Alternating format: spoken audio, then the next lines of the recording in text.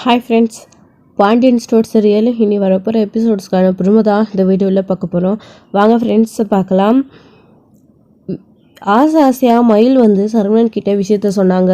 ஆனால் சரவணன் எதையும் நம்ப போகிறது கிடையாது. ஏன்னா இதுக்கு முன்னாடி அப்படி சொல்லி வச்சுருக்காங்க மயில் போய். அதனால் சரவணன் அதை முழுசாக நம்புறதே கிடையாது. இது யாரோட குழந்தை, அப்படியே நீ மாசமாக இருந்தாலும் இது என்னோட குழந்தையா இருக்காது அப்படின்னு சொல்லிட்டு அங்கேருந்து கிளம்பி போயிடுறாரு. மயில் ரொம்பவே உடஞ்சி போய் உட்காந்துட்டு இருக்காங்க. இந்த சமயத்தில் தான் மீனா திரும்பவும் கால் பண்ணுறாங்க. அக்கா, மாமா வந்தாரா, மாமா கிட்ட விஷயத்த சொல்லிட்டீங்களா அப்படின்னு கேட்கவும் மயில் ஒவ்வொன்று அழக ஆரம்பிச்சிடுறாங்க. ஏன்க்கா என்ன ஆச்சு அப்படின்னு சொல்லிட்டு கேட்குறாங்க. எல்லா விஷயத்தையும் சொல்லிட்டேன் மீனா அப்படின்னு சொல்கிறாங்க. அப்போ மாமா என்ன சொன்னாருக்கா அப்படின்னு கேட்கவும், எனக்கு அது எப்படி என் வாயால் சொல்கிறதுனே தெரியல மீனா. அவர் இந்த குழந்தைக்கு அப்போ யாருன்னு கேட்டுட்டு போனாரு மீனா அப்படின்னு சொல்லவும் மீனாவே ஒரு நிமிஷம் ஆடி போயிடுறாங்க. எனக்கா மாமாவை எப்படியெல்லாம் பேசினாரு அப்படின்னு கேட்குறாங்க. ஆமாம், எனக்கு இது கேட்டதுலேருந்து என்ன பண்ணுறதுன்னு தெரியல மீனா அப்படின்னு சொல்கிறாங்க. அக்கா, இன்னைக்கு அழுகாதீங்க. இந்த மாமா ஏன் இப்படிலாம் பண்ணுறாரு, புத்தி கெட்டத்தனமாக இப்படிலாம் யோசிச்சுட்டு இருக்காரு அப்படின்னு சொல்லிட்டு ரொம்பவே கோவத்தோட இங்கே மீனாவும் சரிங்கக்கா எல்லாம் சரியாயிடும், நீங்கள் ஃபோனை கட் பண்ணுங்க, நான் வரேன் அப்படின்னு சொல்லிட்டு ஃபோனை கட் பண்ணிடுறாங்க. மயில் இருக்கிற இடத்துக்கு கோயிலுக்கு மீனா தேடி வராங்க. அப்படியே அங்கே அழுதுகிட்டே உட்காந்துட்டு இருக்கிற மீனா மயிலை பார்த்துட்டு மீனா சமாதானப்படுத்துகிறாங்க. எப்படி மீனா, அவரால் எப்படியெல்லாம் கேட்க முடியுது, இது சத்தியமாக அவரோட குழந்தை தான் மீனா, என்ன மீனா இவர் இப்படியெல்லாம் சொல்லிட்டு போகிறாரு, நான் உங்ககிட்ட உன்னை தொடவே இல்லை, எப்படி இந்த குழந்தைன்னு கேட்குறாரு மீனா, நான் என்ன சொல்லுவேன் அப்படின்னு ரொம்பவே கஷ்டப்பட்டு மயில் அழுகவே ஆரம்பிச்சிடுறாங்க மீனா கிட்ட. அவங்களே அவ்வளவு சொல்லி பார்க்குறாங்க. இப்போ என்ன பண்ணுறது மீனா அப்படின்னு. அக்கா, அதுக்காக இப்படியே விட்டுற முடியுமா, எப்படியாச்சும் திரும்பவும் மாமா கிட்ட பேசி பார்க்கணும் அப்படின்னு. இல்லை, அவங்க கிட்ட பேசுறதுனால இனி எந்த பிரயோஜனமும் இல்லை அப்படின்னு சொல்கிறாங்க. அப்போ இதுக்கு வேற என்னக்கா வழி அப்படின்னு சொல்லவும், பேசாமல் அம்மா சொல்கிற மாதிரி வீட்டிலே போய் எல்லாருக்கிட்டையும் விஷயத்த சொல்லிடலாம் அப்படின்னு சொல்கிறாங்க. வீட்டில் சொன்னாலே அவங்களும் நம்புவாங்களா, இதே மாதிரி ஏதாச்சும் சொல்லிட்டா உங்கள் மனசு இல்லக்கா கஷ்டப்படும், இல்லைனா பேசாமல் கொஞ்ச நாள் பொறுமையாக இருங்க அப்படின்னு சொல்கிறாங்க. இல்லை மீனா, இப்படியே எவ்வளோ நாளைக்கு பொறுமையாக இருக்கிறது, பொறுமையாக இருந்தேன், கோர்ட்டில் நாளைக்கு கேஸ் இறங்கி வரப்போகுது, அடுத்தடுத்து மாமா ஏதாச்சும் சொல்லிக்கிட்டே இருப்பாரு அப்படின்னு சொல்கிறாங்க. அக்கா, பேசாம நாளைக்கு கோர்ட்ல எல்லாரும் முன்னாடி விஷயத்த சொல்லிடுங்க அப்படின்னு சொல்றாங்க. எப்படி மீனா, திடீர்னு நான் கோர்ட்ல போய் வீட்டுல யாருக்கும் விஷயத்த சொல்லாம நான் கோர்ட்ல மாசமா இருக்கேன்னு சொன்னா அப்பவும் திரும்பவும் என்ன டிராமா பண்றேன் அப்படின்னு தான் நான் எல்லாருமே நம்புவாங்க. அதனால நான் அம்மாவை ஏற்கனவே ஃபோன் பண்ணி இங்க வர சொல்லிட்டேன், இன்னும் கொஞ்ச நேரத்துல வந்துருவாங்க, நாங்க எல்லாருமே போயிட்டு முதல்ல அத்தை வீட்டுல விஷயத்த சொல்லிட்டு வந்துடுறோம் அப்படின்னு சொல்றாங்க. அக்கா, அவசரப்படுறீங்களோன்னு தோணுது அப்படின்னு மீனா சொல்லவும், இல்ல இதுக்கு மேல பொறுமையா இருக்க எதுவுமே இல்லை மீனா அப்படின்னு சொல்லிட்டு இருக்கவோ, என்னம்மா என்ன இதுக்கு மேலேயும் அவளை வாயை கட்டி போடலான்னு பாக்குறியா, ஏதோ நீ இவளுக்கு நல்லது பண்ற, இவளுக்காக பேசுறன்ற ஒரே காரணத்துக்கான உன்னையும் அமைதியா விடுற, இல்லைனா மொத்த குடும்பத்தையும் திரும்பவும் தூக்கி நான் ஜெயில வைக்க கூட தயங்க மாட்டேன் அப்படின்னு சொல்லிட்டு இங்க பாக்கியம் சொல்லிட்டு அவங்க கோவத்தோட மீனா கிட்ட போகவும், அப்போ ஏற்கனவே எல்லாரையும் ஜெயில தூக்கி வச்சதுனால தானே இந்த அளவுக்கு கோவமா இருக்காங்க, அப்பயும் உங்களோட வெறி அடங்கலையா, ஏன் இப்படியே யோசிச்சுட்டு இருக்கீங்க, ஏதாச்சும் ஒரு நல்லதா யோசிங்கல அப்படின்னு சொல்றாங்க. அப்படின்னா நீ அவளை தடுக்காம பேசாம அமைதியாவும் வேலையை பார்த்துட்டு போற வழியை பாரு, இது வரைக்கும் நீ அவளுக்கு ஹெல்ப் பண்ண வரைக்கும் போதும், அவளை கூட்டிட்டு போய் இனி என்ன ஆகணுமோ அதை நாங்க பாத்துக்கிறோம் அப்படின்னு சொல்லிட்டு நேரா இங்க பாண்டியன் வீட்டுக்கு கூட்டிட்டு போறாங்க. அங்க மதியம் மளிகை சாமான் எடுத்துட்டு சரவணன் வீட்டுக்கு வரான்னு சொல்லியிருந்தாரு இல்லையா, சரவணன் கிட்ட கொடுத்து அனுப்புறேன் அப்படின்னு அவரும் அந்த மளிகை பொருள் எல்லாம் போயிட்டு கடையில போயிட்டு லிஸ்ட் எல்லாம் எடுத்துக்கிட்டு இந்த சாமான் எல்லாம் வீட்டுக்கு எடுத்துட்டு போய் வச்சுட்டு வந்துடுடா சரவணா அப்படின்னு சொன்னதும் பாண்டியன் கிட்ட சொல்லிட்டு, சரிப்பா நீங்க கடையை தனியாலாம் பாத்துப்பீங்களா அப்படின்னு கேட்டுட்டு அவரும் அந்த பொருளை எல்லாம் எடுத்து கிளம்பி வந்துட்டு இருக்காரு.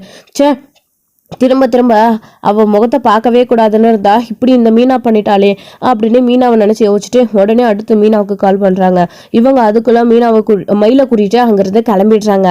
மீனாவுக்கு கால் பண்ணுவோம், மீனா ரொம்பவே பயப்படுறாங்க. போன் எடுக்கலாமா, மாமாவுக்கு விஷயம் தெரிஞ்சிருக்கும், கோவப்படுவாரு அப்படின்னு சொல்லிட்டு, எடுக்கலனாலையும் கோவப்படுவாரு அப்படின்னு சொல்லிட்டு போன் அட்டன் பண்ணி ஹலோ அப்படின்னு சொன்னா, ஏன்பா மீனா இப்படி பண்ணிட்டேன், இப்படி பண்ணுவான்னு நான் கொஞ்சம் கூட நினைக்கவே இல்லை, எப்படி அவளுக்கு சப்போர்ட் பண்ணிட்டு இருக்க நீ மீனா, இப்படி அவளை பார்க்க தான் நீ வர சொல்லியிருந்தேன்னு தெரிஞ்சிருந்தா நாங்க போயிருக்கவே மாட்டேன், அவ ஏதோ புதுசா டிராமா போட்டுட்டு வந்து நிக்கிறா, நீயும் அதுக்கு சப்போர்ட் பண்ணிக்கிட்டு அவ மாசமா இருக்கான்னு சொன்ன உடனே நம்பிக்கிட்டு எனக்கு ஃபோன் பண்ணி அதை நானும் தெரிஞ்சுக்கணும்னு என்னையும் அங்க வர சொன்னியா அப்படின்னு சரணன் கேட்கவும், மாமா உங்க கோவம் நியாயமானதுதான், கொஞ்சம் நான் சொல்லிட்ட பொறுமையா கேளுங்க, நீங்க ஆத்திரப்படுற அளவுக்கெல்லாம் எதுவும் தப்பா நடக்கலையே, மயிலாக்கா மாசமா இருக்காங்கன்னு சொன்ன விஷயம் நல்லது தானே, அதுதானே நான் உங்களுக்கு தெரியப்படுத்தணும்னு அவங்களுக்காக நான் ஹெல்ப் பண்ணேன், வேற என்ன மாமா பண்ணேன் அப்படின்னு. இல்ல மீனா, நீ அவளுக்கு சப்போர்ட் பண்றதே பெரிய தப்பு அப்படின்னு சரவணன் கோவப்பட்டு திட்டிடுறாரு. ப்ளீஸ் மாமா, ஆமா அதெல்லாத்தையும் விடுங்க. மயிலக்கா மாசமா இருக்காங்கன்னு சொன்ன உடனே, "ஏன் மாமா அது என்னோட குழந்தை இல்லைன்னு சொன்னீங்க, நீங்க இப்படி சொல்லுவீங்க நான் எதிர்பார்க்கவே இல்லை" அப்படின்னு சொன்னதும், "பின்ன உண்மையா தானப்பா சொல்லுவாங்க" அப்படின்னு. "மாமா இப்படியும் பேசாதீங்க, அவங்களோட மனசு எந்த அளவுக்கு கஷ்டப்படும். உண்மையிலேயே அவங்க கர்ப்பமா தான் இருக்காங்க மாமா, அது உங்களுடைய வாரிசு தான். நான் தானே அவங்கள ஹாஸ்பிட்டல் செக்கப்க்கே கூட்டிட்டு போயிட்டு வந்தேன்" அப்படின்னு. சரவணன் அவங்களுடைய குழந்தை இல்லாது அப்படின்னு சொல்றதுனால, "நான் தானே கூட்டிட்டு போயிட்டு வந்தேன்" அப்படின்னு மீனா உளறிடுறாங்க. இப்போ இதை கேட்டு சரவணன் இன்னும் அதிர்ச்சி ஆயிடுறாங்க. மீனா அப்படி சொல்லி முடிச்சதுக்கு அப்புறம் தான் உளறட்டோமே அப்படின்றதே தோணுது. அப்போ நீ இன்னுமா அவனுக்கு சப்போர்ட் பண்ணிட்டு அவகிட்ட பேசிட்டு தான் இருக்க இல்ல?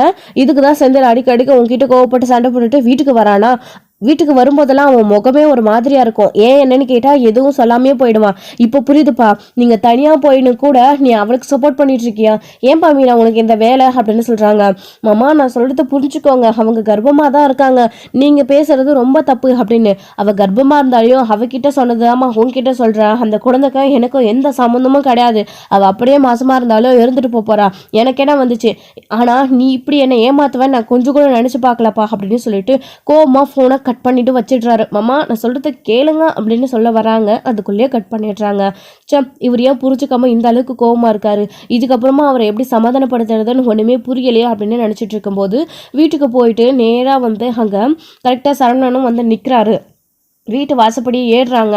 மா என்னம்மா வீட்டை எப்படி திறந்து போட்டு வச்சிருக்க, கண்ட நாயெல்லாம் வீட்டுக்குள்ள வருது அப்படின்னு சரவணன் மயிலை பார்த்து சொல்லவும் அப்படி ஆடி போயிடுறாங்க. யார் இப்போ நாயகன்னு சொல்றீங்க அப்படின்னு சொல்லிட்டு பாக்கியம் அம்பிட்டு கோவப்படுறாங்க.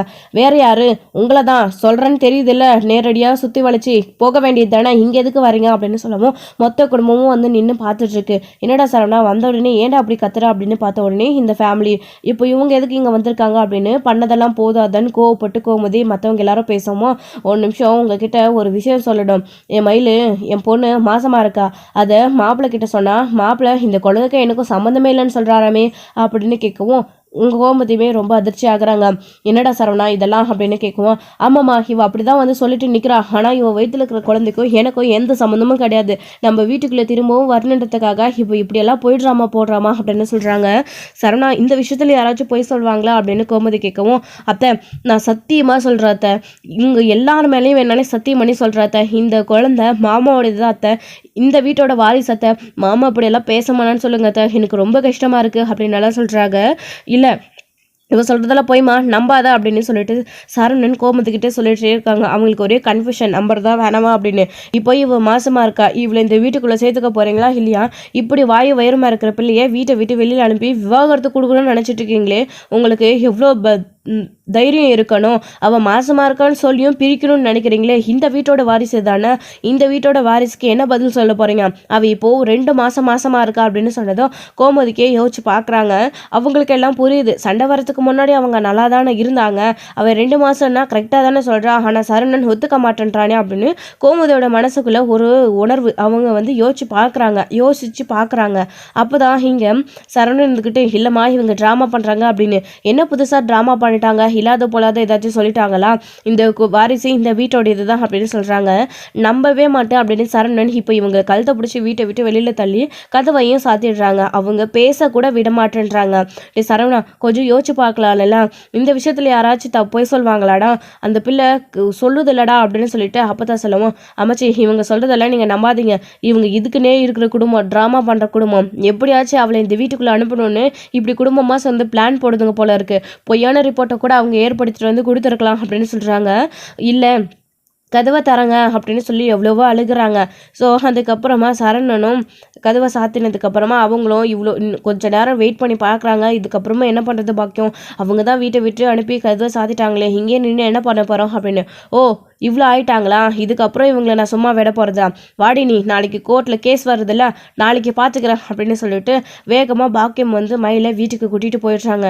அப்பப்பப்பா இந்த மாதிரி குடும்பத்தை எங்கேயும் பார்க்கல, தப்பு பண்ணிட்டாங்க தான், இல்லைன்னு சொல்லலை, அதை மன்னிச்சு ஏற்றுக்கலாம்ல, இவ்வளோ பிடிவாதம் பிடிக்கக்கூடாது, அந்த குடும்பத்தோட வாரிசு சுமக்கிறான்னு தெரிஞ்சதுக்கப்புறமும் இல்லைன்னு சொல்லி வீட்டை விட்டு வெளியில் அனுப்புகிறாங்களா, இது ஒன்று போதுடி, இதை வச்சு நான் என்னெல்லாம் பண்ணுறேன்னு மட்டும் பாரு, ஆனால் இதுக்கப்புறம் தாண்டி இந்த பாக்கியம் யாருன்றதை அவங்க பார்க்க போகிறாங்க, என் உண்மையான பக்கமே இதுக்கப்புறம் தான் அவங்களுக்கு தெரிய போகுது.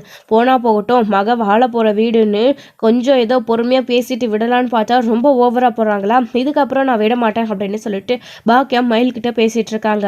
அப்படி பேசி முடிச்சுட்டு நைட்டெல்லாம் வந்து மயில் இதே நினச்சி அழுதுகிட்டே தூங்காமல் இருக்காங்க. அவங்களுடைய தங்கச்சியும் எவ்வளவோ சொல்லி பார்க்குறாங்க, அப்பயும் கேட்குறது கிடையாது. இப்படி அவர் பண்ணுவாருன்னு நான் நினச்சி கூட பார்க்கல சுடர் அப்படின்னு அழுகுறாங்க. அக்கா எல்லாம் நல்லது கேட்கா, எல்லாம் சரியாக போயிடும், கவலைப்படாதுக்கா, மாமாவும் உன்னை புரிஞ்சுப்பாங்க அப்படின்னு சொல்லிட்டு இருக்காங்க. இன்னொரு பக்கம் இங்கே வீட்டுக்கு வந்ததுக்கு அப்புறமா பாண்டியனுக்கு சரவணன் செந்தில் அதாவது வீட்டில் எல்லாருக்குமே கதிர்ராஜுக்கு எல்லாருக்குமே விஷயம் தெரியுது. கோமதி அப்போ எல்லாருமே சொல்கிறாங்க. இதை கேட்டு எல்லாருமே ஆச்சரியமாக தான் அடிறாங்க. மயிலக்கா ஏன் பொய் தான் சொல்லுவாங்களா, இது உண்மையாக இருக்கக்கூடாதா, அவங்க இவ்வளோ தூரம் சொல்கிறாங்கன்னா நாம் இப்படி அவங்க பொய் சொன்னால் நம்ம ஹாஸ்பிட்டல் இந்த மாதிரி செக்கப் போவோம், இல்லை கோர்ட்லேயே அவங்க விஷயத்த சொன்னால் கூட இந்த மாதிரிலாம் செக்கப் பண்ணுவோன்னு அவங்களுக்கு தெரியாதா, அப்போது அவங்க உண்மையாக தானே சொல்லியிருக்கணும், பொய்யா இருக்காதில்ல அப்படின்னு ராஜு சொல்கிறாங்க. அதை அப்படி கேட்ட நிமிஷமே சரவணன் என்ன சொல்கிறாரு அப்படின்னா, அது குழந்தை கண்டிப்பாக உருவாயிருந்தது அப்படின்னா அது என்னோட குழந்தையா இருக்காது அப்படின்னு சொன்னது தான் மொத்த குடும்பத்துக்குமே ஆச்சரியம். சரவணனை பாண்டியன் ஏன்டா அப்படியெல்லாம் பேசுகிற, இப்படி இந்த அளவுக்கு சொல்லாதடா அப்படின்னு சொல்கிறாங்க. அவகிட்ட நான் எப்பயுமே சண்டை தானப்பா போட்டுட்டு இருந்தேன், அப்படி இருக்கிறப்போ எப்படிப்பா இந்த குழந்தை அவள் பொய் சொல்கிறாப்பா அப்படின்னு எல்லாருமே விடாத இதை பிதிக்கிறாங்க. ஸோ அப்படி சொல்லிட்டு சரவணன் ரூம்குள்ளே போனதுக்கப்புறமா இவன் ஏன் இந்த அளவுக்கு பேசுகிறான் அப்படின்னு, என்னம்மா அவங்க மாசமாக இருக்காங்கன்னு சொன்னதுக்கப்புறமா அண்ணன் இவ்வளோ பிடிவாதமாக இருக்குது அப்படின்னு என்னடா பண்ண சொல்கிற, அவள் சொன்ன போய் அந்த மாதிரி அவள் மட்டும் ஒழுங்காக இருந்திருந்தா இதெல்லாம் நடந்திருக்குமா, இப்போ உண்மையிலே இந்த வீட்டுக்கு ஒரு வாரிசு வரப்போகுது, ஆனால் அது என்னோட இதுலன்னு இவன் சொல்லிட்டு போகிறான், இதெல்லாம் எங்கே போய் முடிய போகுதுன்னு தெரியல, அந்த பொம்பளை வேற அவ்வளோ ஆத்திரத்தோடு போயிருக்கு, நாளைக்கு கோர்ட்டில் கேஸ் வருது, என்னதான் பண்ண போகுதுன்னு நினச்சாலே ரொம்ப டென்ஷனாக இருக்குடா அப்படின்னு கோமதி சொல்லவும், நீ கவலைப்படாதம்மா, நாளைக்கு உன் கூட நான் வரேன் அப்படின்னு சொல்லிட்டு கதிரோ சொல்லிட்டு இருக்காரு. நானும் வரவா அப்படின்னு சொல்கிறாங்க. ராஜி நீ வேணாம், நீ கோச்சிங்க்கு போயிட்டு வீட்டில் அரசி அப்பத்தானா இருக்காங்க, அவங்க கூட இரு, நான் போய் பார்த்துட்டு வந்துடுறேன் அப்படின்னு சொல்லிட்டு இவங்களுமே படுத்து தூங்க போயிடுறாங்க. மறுநாள் காலையில் எந்திரிச்ச உடனே லாயருக்கு கோமதி ஃபோன் பண்ணி விஷயத்த சொல்கிறாங்க. என்னம்மா சொல்கிறீங்க, திடீர்னு எப்படி சொல்கிறீங்க, அப்படின்னா கேஸ் கண்டிப்பாக இந்த தடவையும் அவங்களுக்கு டிவோர்ஸ் கிடைக்காது, இன்னும் பெருசாக இழுத்துட்டு தான் போகுமே, என்னம்மா உண்மையிலே வா, இல்லை அந்த பொண்ணு திரும்பவும் ஏதாச்சும் போய் சொல்லிட்டு இருக்கா அப்படின்னு. அவள் சொல்கிறதெல்லாம் வச்சு பார்த்தா உண்மையிலே அவள் கர்ப்பமாக இருக்கான்னு தான் தோணுது, ஆனால் என் பையன் இதை ஒத்துக்க மாட்டேன்றான் அப்படின்னு லாயர்கிட்ட எல்லா விஷயத்தையும் கோமதி சொல்கிறாங்க. சொன்னதுக்கப்புறமா இவங்களுமே கிளம்பி அங்கே போயிட்டுருக்காங்க. இன்னொரு பக்கம் அவங்களும் அமைதியாக இருப்பாங்களா, அவங்களும் கிளம்பி வந்து அவங்களோட லாயர்கிட்ட எல்லா விஷயத்தையும் அவங்கக்கிட்ட இருக்கிற ரிப்போர்ட் எல்லாத்தையும் ஆதாரமாக காட்டிடுறாங்க. அப்படி காட்டினதுக்கப்புறமா கோர்ட் வாசலில் போய் நிற்கிறாங்க. சரவணனுக்கு பயில பார்த்து அவ்வளோ கோபம். இங்கே கதிர் நின்றுட்டுருக்காரு, அழுதுகிட்டே நின்றுட்டு இருக்காங்க. அப்புறம் உள்ளே போகிறாங்க. உள்ளே போனதுக்கப்புறமா கூப்பிட்டு ஜட்ஜு வராங்க. ஜட்ஜு வந்ததுக்கப்புறமா இருதரப்பு லாயரையும் கூப்பிட்டு கேட்குறாங்க. ஸோ இவங்க நடந்த விஷயங்கள சொல்கிறாங்க. சரவணனோட லாயர் வந்துட்டு அப்படிலாம் எதுவும் இருக்காது, இவ போய் சொல்கிறா, அப்படியே இருந்தாலும் அது அவருடைய குழந்தையா இருக்காதுன்னு என்னோட கிளைண்ட் சொல்கிறாரா அப்படின்னு சொல்லிட்டு அவங்களோட சரவணனோட லாயர் சொன்னதுக்கப்புறமா இவங்க அப்ஜெக்ஷன் யுவரானர் அப்படின்னு சொல்லிட்டு, ஏம்மா உண்மையிலே என்னுடைய தரப்பு கிளைண்ட் வந்து உண்மையிலே மாசமாக இருக்காரு, அதுக்கான ரிப்போர்ட்டை நான் உங்ககிட்ட சமர்ப்பிக்கிறேன் அப்படின்னு சொன்ன உடனே இவங்களுமே ஒரே அதிர்ச்சி. என்னப்பா நீங்கள் இப்படி சொல்கிறீங்க, உங்கள் மனைவி உண்மையிலே கர்ப்பமாக தான் இருக்காங்க, ரிப்போர்ட் சொல்லுது, இது ஒரிஜினல் ரிப்போர்ட் தான் அப்படின்னு சொல்லிட்டு செக் பண்ணிட்டீங்களா அப்படின்னு ஜட்ஜுமே கேட்குறாங்க. அது எல்லாமே செக் பண்ணியாச்சு இவரானர், அதுக்கான ரிப்போர்ட்டும் அங்கேயே இருக்குது அப்படின்னு சொன்ன உடனே இது ஒரிஜினல் தான் அப்படின்னு சொல்கிறாங்க. குழந்தை என்னோடையதான் இருக்காது அப்படின்னு சரவணன் சொல்லி வாதாடுறாரு. இல்லை அது அவரோட குழந்தை தான் அப்படின்னு மயில் அழுதுகிட்டு போய் மேலே நின்று சொல்கிறாங்க. அப்புறம் மேடம் எங்களுக்குள்ள சண்டை இருந்துச்சு தான், இல்லைன்னு சொல்லலை, சின்ன சின்ன வாக்குவாதம் இருக்கிறப்போவே நாங்கள் 2 பேரும் சேர்ந்து ஒன்றா தான் இருந்தோம், அந்த வீட்டோட வாரிசை தான் நான் என் வயிற்றில் சொல்லுக்கிறேன், என் மேலே இருக்கிற கோவத்தில் என் மாமா அப்படியெல்லாம் செய்கிறாரு அப்படின்னு மயில் சொல்லிகிட்டு இருக்காங்க. இப்போது ஜட்ஜுமே வந்து என்ன இப்படி சொல்லிட்டு இருக்கீங்க, ஆளாளுக்கு ஒரு மாதிரி, என்னப்பா அப்படின்னு சொல்லிட்டு கேட்கவும் சரவணன் இல்லவே இல்லைன்னு எனக்கு டிவோர்ஸ் வேணும் அப்படின்னு ஜட்ஜிக்கிட்ட சொல்லிட்டு இருக்காங்க. அது எப்படி, நான் இப்படி ப்ரெக்னெண்ட்டாக இருக்கிறப்போ எப்படி மேடம் நான் அவர்கிட்டருந்து டிவோர்ஸ் வாங்க முடியும் அப்படின்னு சொல்லிட்டு, இல்லை எனக்கு அவர் கூட சேர்ந்து வாழணும்னு தான் ஆசை, நான் இப்போ கர்ப்பமாக இருக்கிறேன், என் குழந்த அவர் கூட சேர்ந்து நான் சந்தோஷமாக வாழணும் அப்படின்னு சொல்லிட்டு மயிலு பிடிவாதமாக பிடிக்கிறாங்க. உங்களுக்கு சந்தேகமாக இருந்தால், அவருக்கு அப்படியே சந்தேகமாக இருந்தால் நீங்களே கூட ஒரு டாக்டரை வச்சு இப்போ கூட என்னை செக் பண்ணலாம், நான் உண்மையிலே கர்ப்பமாக தான் இருக்கேன் அப்படின்னு சொல்கிறாங்க. அப்போ பாக்கியம் வந்து மேடம் இவ என் பொண்ணு தான், நான் சொல்கிறேன்னு நீங்கள் தப்பாக நினச்சிக்க யோசிக்க வேண்டாம். இந்த அளவுக்கு எப்படி ஆயிடுச்சோ, எப்போ என்னுடைய குழந்தை இல்லைன்னு மாப்பிள்ளை சொன்னாரோ, இதுக்கப்புறம் எதுக்கு என் மக கர்ப்பமாக இருக்கா அது வேற ஒருத்தரோட குழந்தைன்னு தேவையில்லாமல் சந்தேகப்பிடிச்சிக்கிட்டு நீங்கள் வேணும்னா டாக்டரை வர வச்சு அவருக்கும் வயிற்றில் இருக்கிற குழந்தைக்கும் இவளுடைய வயிற்றில் வளர குழந்தைக்கும் எல்லாத்துக்கும் டிஎன்ஏ டெஸ்ட் எடுத்துருங்க டாக்டர். அப்படி எடுத்தா இந்த குழந்தை யாரோடதுன்னு தெரியும்ல, ரிப்போர்ட் போய் சொல்லாதில்ல, என் பொண்ணு நியாயமானவ அப்படின்னு பாக்கியம் கோர்ட்டில் சொல்லிட்டு இருக்காங்க. என்னுடைய பொண்ணு இப்படி இந்த கோர்ட்டில் வந்து நிற்க வச்சு டெஸ்ட் பண்ணுற நிலமை வந்துடுச்சு. ஆனால் வேற வழி இல்லை டாக்டர், என் பொண்ணு நியாயமானவ, மனசளவில் கூட அவள் யாரையும் நினச்ச பார்க்கல. நாங்கள் சொன்ன போய் அத்தனையும் உண்மைதான், நாங்கள் எல்லாத்தையுமே ஒத்துக்கிறோம். ஆனால் இப்போது என் வயிற்றுல பொண்ணோட வயிற்றுல வர்ற குழந்தைக்கு ஒரு பதிலை சொல்லுங்க. அந்த குழந்தை அந்த வீட்டோட வாரிசு தான், இது இல்லைன்னு அவங்களால சொல்லவே முடியாது, இது அவரோட இதுதான், எங்கள் மாப்பிள்ளையோட குழந்தை தான் அப்படின்னு பாக்கியம் வந்து நிற்கிறாங்க. இவளுக்கு பேச சொன்னால் இவளுக்கு எதுவுமே தெரியலை, அமைதியாகவே நின்றுட்டுருக்கா. ஏதாச்சும் பேசினாதான் நான் அவர் கூட சேர்ந்து வாழ்கிற வழி கிடைக்கும் அப்படின்னு பாக்கியம் யோசிச்சுட்டு தான் போயிட்டு அவ்வளோ கோவத்தோட அவங்களே எல்லாத்தையும் பேச ஆரம்பிச்சிடுறாங்க. இப்போது ஜட்ஜும் அவங்க சொன்னபடி இவங்களுக்கு வந்து டெஸ்ட் எடுத்துகிட்டு நாளை மறுநாள் வந்து இந்த கோர்ட் தள்ளி வைக்குது. இவங்க டாக்டர் வந்து கோர்ட் மூலியமாகவே மயிலை செக் பண்ணணும், டிஎன்ஏ டெஸ்ட் எடுக்கணும், இதுக்கு சரவணனும் குத்தளிக்கணும் அப்படின்னு சொல்லிட்டு திருப்பி எழுதிடுறாங்க. ஸோ இதோட இந்த எபிசோடு வந்து முடிச்சிருக்காங்க.